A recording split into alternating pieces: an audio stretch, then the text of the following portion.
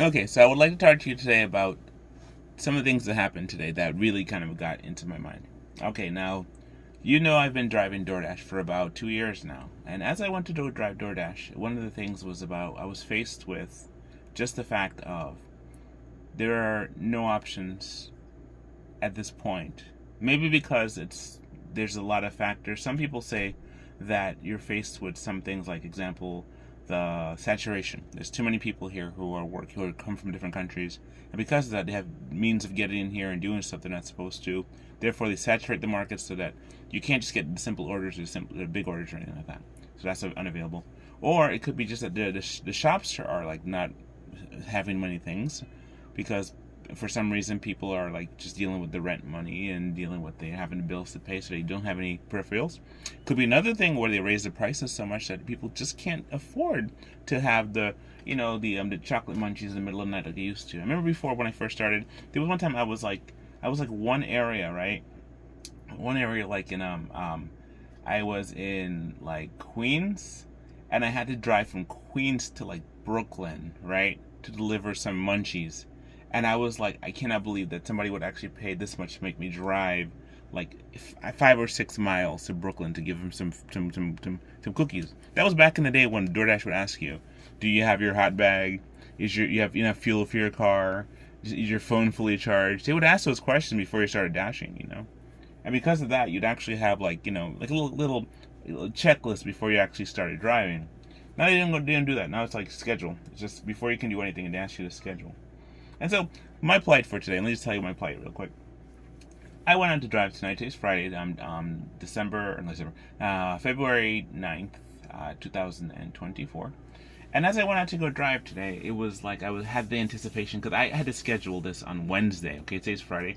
I scheduled Wednesday for Friday, so I'd have 6 o'clock to 9 o'clock be able to drive. And in that 6 o'clock to 9 o'clock time, that 3 hour window, or maybe it's 2 hours, depending how you look at it, because you never count the first hour, so the first hour just doesn't count as anything. It's the second hour, so it goes 7, 8, 9, right? So it's just 2 hours, I guess, if that's how you do it. But for the most part, though, I mean, time being time, you count three, but let's go two. Anyway, so you go 7, 8, 9, and it's not even the whole 9. It's actually the beginning of 9. But anyway, that's beside the point. Let's go to 3 hours or 2 hours, however you want to look at it. And one of the things is that you're kind of faced with a situation where you're saying, okay, I'm hoping to make many sales tonight because I've been waiting 8 days. It has been 8 days since I actually took an opportunity to go out there and risk this. Because when you go out there and do this thing, you're really at the mercy of the elements. You're kind of hoping that your car works, kind of hoping that you're in good morale, hoping you run into a bad neighborhood, hope the car doesn't break down, hoping you don't run out of gas, you hope that you don't get into any accidents or anybody. You just kind of a lot of different factors you're kind of facing, and then you also deal with your own personal fatigue. When you're actually out there and you're doing these things, you're hoping that you don't get to anything negative. You just have only positive experiences, and that's not how life works. But usually, you hope that it'll be more like that than anything else, because what ends up happening is that you have situations that occur and happen, and as you're going through these scenarios and these situations, you start learning that what life is going to happen, and you just have to deal with it. So, for the most part, though, you are trying to just deal and make sense of stuff. So today, for example, my deal in trying to make sense of stuff was that hopefully after 8 days of waiting, I was going to have like a ton of orders. I'm going to have a bing, bing, bing moment where I'm going to go 1 order, then 2 orders, and 3 orders, and 4 orders. No, my friends, that's not what happened. I got so excited about 1 order. I wonder about that. Is it I have low expectations? Do I have no expectations? I would say, I say to my kids and my wife, no expectations, no devastation. You have no expectations about stuff, you won't be devastated if things don't happen. So no expectations, no devastation. But then what happened, I expected, and I maybe that's my problem. I expected it was going to be a fulfilling night. I'm going to be able to pay all my bills this week, Going to go out there and do some really major, hard-hitting stuff, And what ended up happening, my friends, was that it didn't happen. I had 1 order, and that was it. So then it was 6 o'clock to 9 o'clock. At 9 o'clock, it timed out. So at 9 o'clock, exactly at 9 o'clock when I timed out, I only had 1 order to Walgreens. I documented that. If you look at my page, I documented my excitement, and I had real, genuine excitement, looking forward. I got one, I said, And then so the next thing was that I went to and I showed, and I continued to wait as my family's doing laundry and we're sitting there kind of waiting, and you know, anyway, what happened was nothing happened. I just had one. And then so okay, at 9 o'clock, timed out. You know, the session's over, and I was able to push Dash Now again, and I pushed Dash Now, which is very rare, especially on a Friday night. And I had it from 9 o'clock to 11. And guess how many orders I got then? Zero. I got zero orders. Just not to belabor a point. Zero orders. So I don't know if something's broken. I don't know if something is messed up. I don't know if it's me or something I'm doing. I was just talking before. I just kind of did a warm up, and I did a 12-minute warm up, just talking about something in my mind.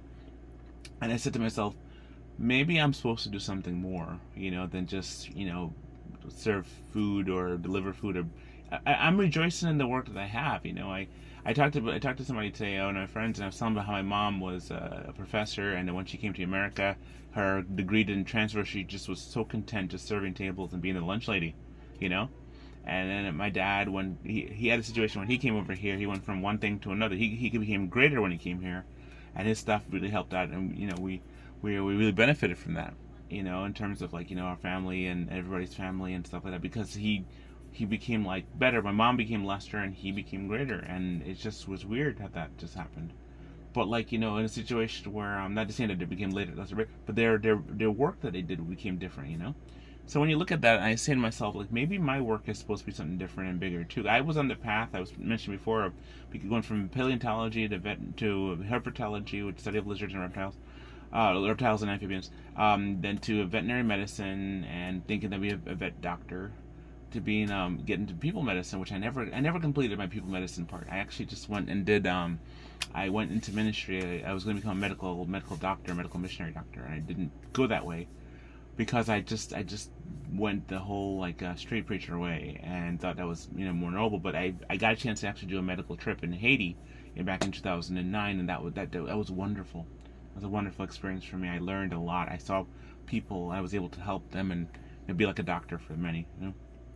Anyway, so this is me just talking, but for the most part, though, one of the things I just found is I just feel as though that there's one of those things where I am just thinking about how oh goodness, let me train off for a second there. I was just saying about how doing more, and those are the things that I want to do more. So I thought the greatest thing in the world is being in ministry, because when you do ministry is the greatest. It's like being a president, but it's not president, but it's like prophet level type servitude. The greatest of all servants, would be a missionary, because you give up the things of this world and you become, committed to serving God with your life, And anyway, so what happens is that's not what happened. I ended up going to ministry. We weren't able to raise support, and this is many years later. It's actually 20 years ago. 20 years ago this year, we were let go.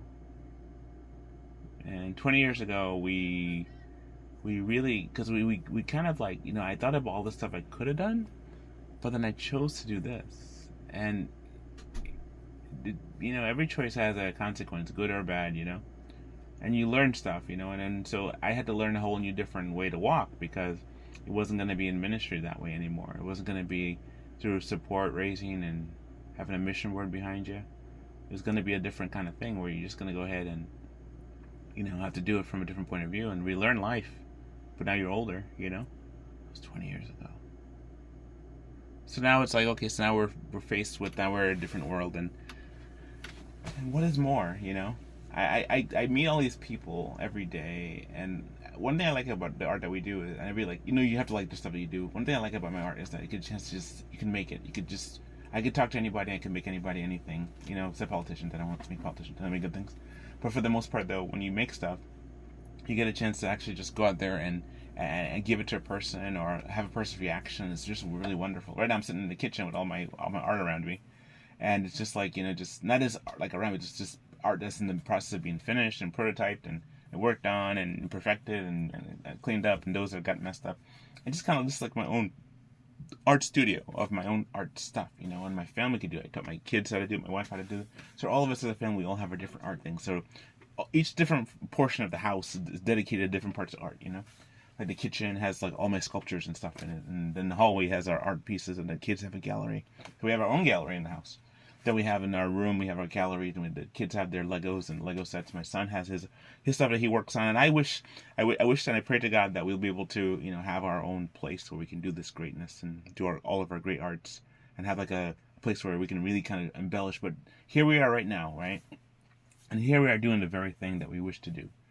The only thing is that, we're kind of stymied because of the whole thing with like DoorDash, not just a little bit of money you need to pay the bills so we can do the art, so we can go ahead and do presentations and vendor stuff and vendor markets and all that.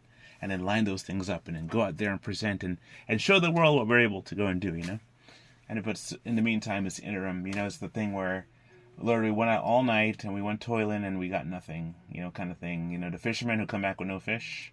Are you even a fisherman if you come back with no fish, So you start wondering about your own personality. What is your makeup? If you go out there and you struggle, but you don't get anything, you start thinking, I gotta go find something else and do a different kind of struggle. So just pray for us. We're looking for different ways, but for the most part, though, we are just asking God for wisdom as to what we should do as a family. And that falls on my shoulders, and it falls on my wife and I's shoulders. That's what we should do.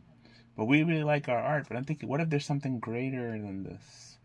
What is greater? Like, I know people who go into things and rescue people from situations of like peril and danger, almost like a superhero. I mean, the ultimate superhero is to help people out of trafficking and things like that. That's great. That's also very costly and very dangerous, Well, sometimes it's like we talk about sacrifice, and you don't think of pastors as sacrificing anything anymore. You think of them as just, part of the engine. Or you don't think about when you think of a missionary, you think about like people going to a far off country, just far away. Again, just not part of a different engine now. So when you have this, you're like looking, what do you do? How do you do it? I don't know. I haven't completely understood as to what to do, but definitely, if you've been at an experience like that in your life, just let me know or just write in the comments. And too, I'd love to hear what your things about your life as well. This is kind of just me, just kind of trying to make sense of these things that are happening. I know this is like February and it's almost Super Bowl Sunday and all that stuff, but I remember like a couple years, 20 years ago has passed. Just think 20 years has passed. Wow, a lot of years.